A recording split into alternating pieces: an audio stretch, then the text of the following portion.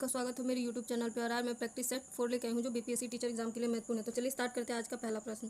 शरीर के किस भाग में पित्त का निर्माण होता है? तो इसका सही जवाब होगा यकृत। यकृत में पित्त का निर्माण होता है और इसका जो संचय होता है वो पित्ताशय में होता है। पित्त रस का निर्माण यकृत में और संचित पित्ताशय में।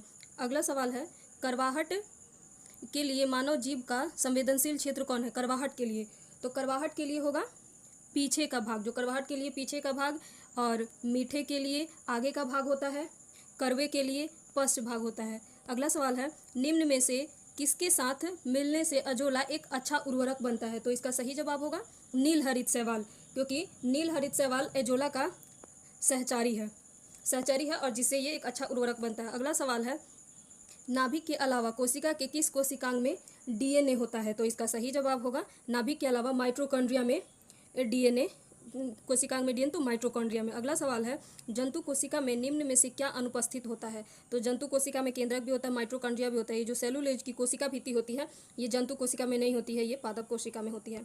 अगला सवाल है, टमाटर के रंग का लाल होने का कारण? तो इसका सही जवाब होगा लाइकोपीन।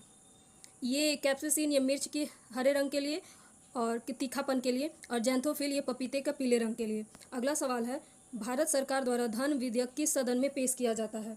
तो धन विधेयक को लोकसभा में पेश किया जाता है और धन विधेयक के बारे में अनुच्छेद 110 में बताया गया है और अनुच्छेद 109 में बताया गया है कि धन विधेयक लोकसभा में पेश होगा।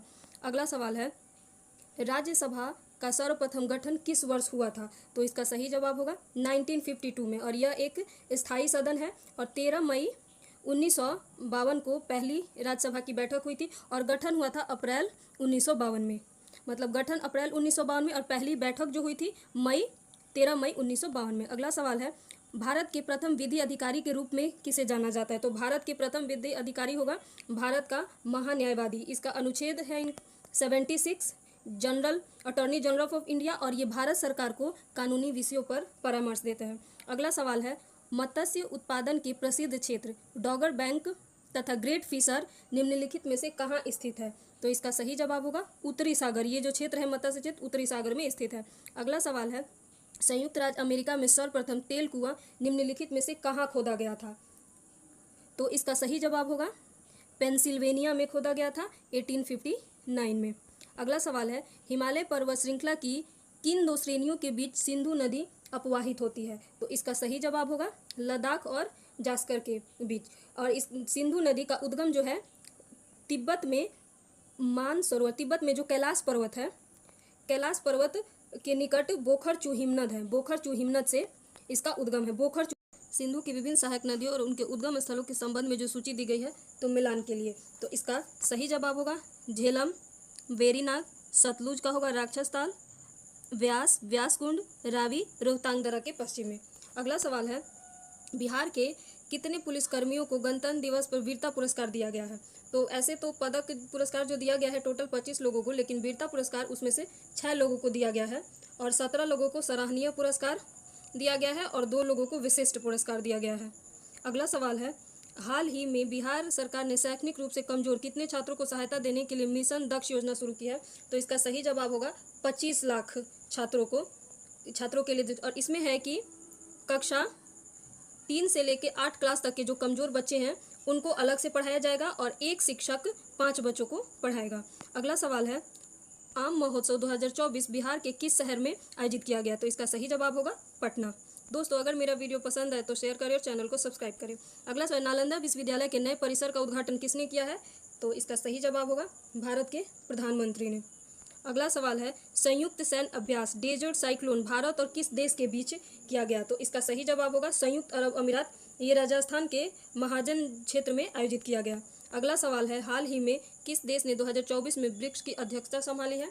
तो इसका सही जवाब होगा रूस ने। हालांकि ये 2025 में संभालने वाला था, लेकिन ब्राज़ील, और ये 2024 में ब्राज़ील में होने वाला था, लेकिन ब्राज़ील ने किसी कारण से मना कर दिया तो रूस ने अध्यक्षता संभाली।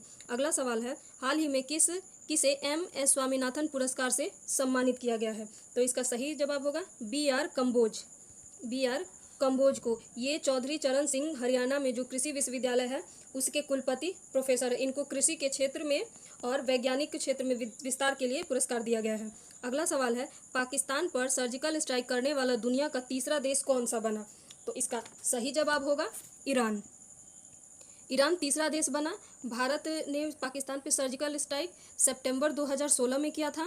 उसके बाद अमेरिका ने 2011 में किया था और अब ईरान ने किया है। अगला सवाल है, हाल ही में चंद्रमा की धरती पर उतरने वाला दुनिया का 5वां देश कौन सा है? तो इसका सही जवाब होगा जापान। अगला सवाल है, हाल ही में जारी लोकतंत्र सूचकांक 2023 में भारत की रैंक कितनी है?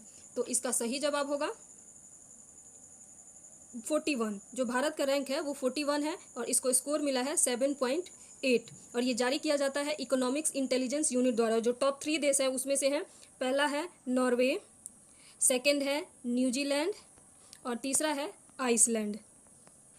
अगला सवाल है, किसके शासनकाल में भारत में अंग्रेजी शिक्षा आरंभ की गई थी? तो इसका सही जवाब होगा लॉर्ड विलियम बेंटिक के शासनकाल में और अंग्रेजी को उच्च शिक्षा का माध्यम बनाया गया था। अगला सवाल है, अमेरिका में फ्री हिंदुस्तान अखबार किसने शुरू किया था? तो इसका सही जवाब होगा तारकनाथ दास ने, अमेरिका के वैंकूवर में। अगला सवाल है, राजा राममोहन राय द्वारा स्थापित प्रथम संस्था कौन सी थी? तो इसका सही जवाब होगा आत्मीय सभा। इसकी स्थापना 1815 में की थी और यह हिंदू धर्म के एकेश्वरवाद, जो हिंदू धर्म में एकेश्वरवाद था, उसके प्रचार के से संबंधित था। अगला सवाल है, भारतीय राष्ट्रीय कांग्रेस के पहले मुस्लिम अध्यक्ष कौन थे? तो इसका सही जवाब होगा बदरुद्दीन तैयब जी। 1887 के कांग्रेस का जो तीसरा सम्मेलन मद्रास में हुआ था उसकी अध्यक्षता इन्होंने की थी, पहले मुस्लिम अध्यक्ष थे। अगला सवाल है, किस शासक द्वारा सर्वप्रथम पाटलिपुत्र को राजधानी के रूप में बनाया गया? तो इसका सही जवाब होगा उदयन के द्वारा। बौद्ध ग्रंथ में इसको पितृ हंता कहा गया है और वहीं जैन धर्म में इसको, जैन ग्रंथों में इसको पितृ भक्त कहा गया है।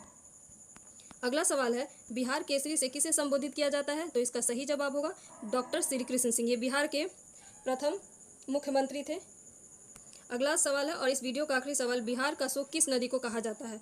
तो इसका सही जवाब होगा कोसी नदी को, क्योंकि ये बिहार में आने वाले बाढ़ के लिए जिम्मेदार है, इसलिए इसको बिहार का शोक कहा जाता है। तो दोस्तों ये रहा आज का प्रैक्टिस सेट। अगर मेरा वीडियो आपको पसंद आए तो चैनल को सब्सक्राइब करें और वीडियो को शेयर करें।